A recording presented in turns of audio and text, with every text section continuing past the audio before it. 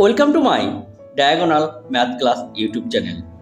Railway তরফ থেকে যে এমটিএস এক্সামের জন্য যে বিজ্ঞপ্তি প্রকাশ করেছে তা নিয়ে কিন্তু আজকে আমরা আলোচনা করব age limit, qualification, exam pattern, exam syllabus, salary, job profile, এই তথ্যগুলো কিন্তু আমরা আলোচনা করব। তাই এই ভিডিওটি স্কিপ না করে পুরোটাই দেখবে। আর এই এক্সামগুলো তোমার একটা সময়ের মধ্যে শুরু হয় এবং একটা নির্দিষ্ট সময়ের মধ্যে কিন্তু শেষ হয়। তাহলে এই পরীক্ষার জন্য তোমরা কিভাবে তোমরা প্রিপারেশন নেবে, তোমাদের কি করতে হবে, যাবতীয় তথ্য কিন্তু এই ভিডিওর মধ্যে আমরা আলোচনা করব। তাই এই চ্যানেলে নতুন হয়ে থাকলে অবশ্যই এই চ্যানেলটি সাবস্ক্রাইব করবে, লাইক করবে এবং বেল আইকন নোটিফিকেশান অন করে রাখবে। এখানে দেখো আমরা যে টোটাল ভ্যাকান্সি আছে সেটা 464টি ভ্যাকান্সি আছে।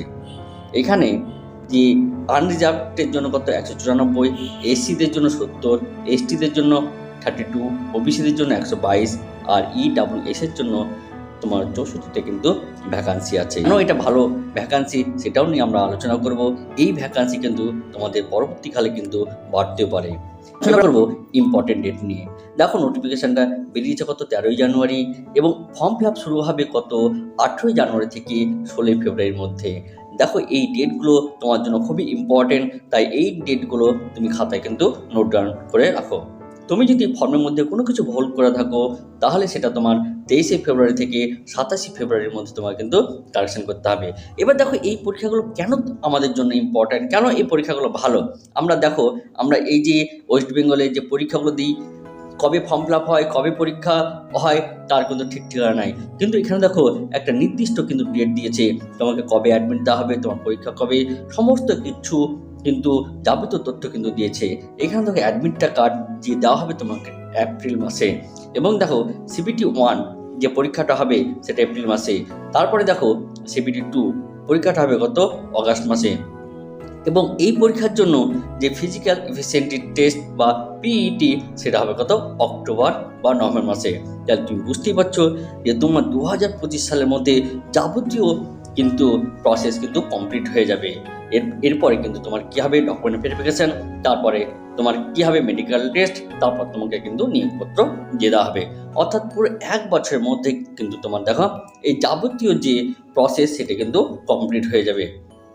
এবার যেটা আমরা আলোচনা করব ফিজ, অর্থাৎ এই পরীক্ষার জন্য যে ফিজ, অর্থাৎ যারা জেনারেল বা ওবিসি তাদের জন্য 500 টাকা, এবং যারা এসসি এসটি এবং যারা মহিলা তাদের জন্য কোনো ফি লাগবে না।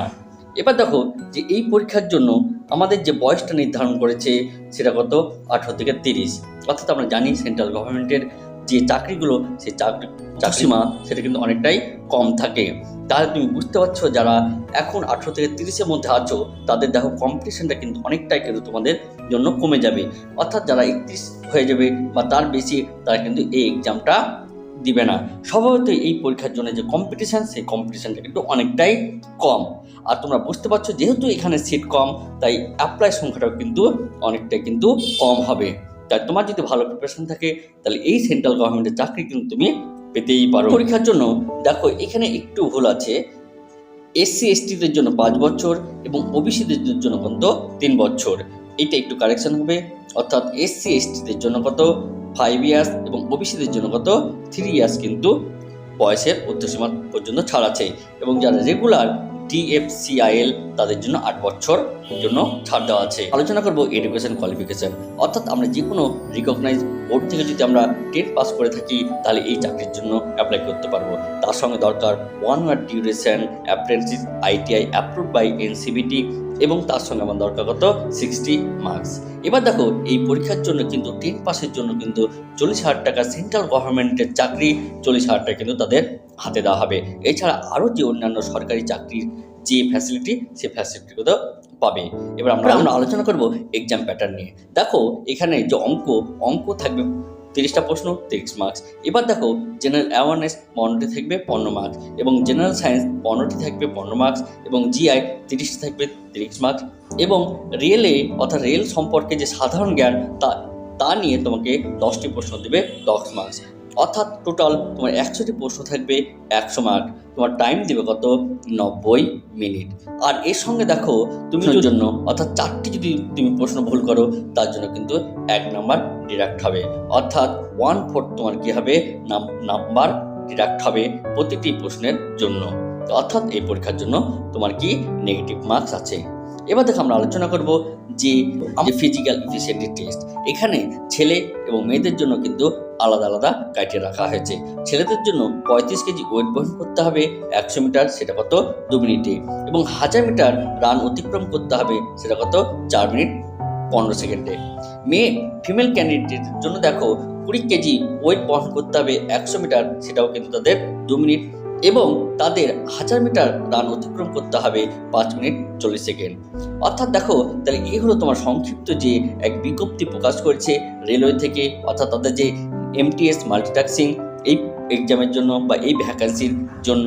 তাহলে এদের ওয়েবসাইটটা কি হবে www.dfccil.com। এই ওয়েবসাইটে গিয়ে তাদের যে অনলাইন ফর্ম ফিল আপ, সে অনলাইন ফর্ম ফিল আপ তুমি করে দাও, কারণ এখানে ভ্যাকান্সি কম, তোমার কম্পিটিশন কম, এই পরীক্ষা তুমি অনায়াসেই কিন্তু তুমি ক্র্যাক করতে পারো। তো এই ভিডিওটি ভালো লাগলে অবশ্যই লাইক করো এবং সাবস্ক্রাইব করো, কারণ এরকম সরকারি নোটিফিকেশন কিন্তু আমরা আমাদের চ্যানেলে আলোচনা করে থাকি। তো আজকের ভিডিওটা এই পর্যন্ত, এর পরের ভিডিওতে আবার কোনো নতুন এক নোটিফিকেশন নিয়ে আমরা আলোচনা করব। ধন্যবাদ।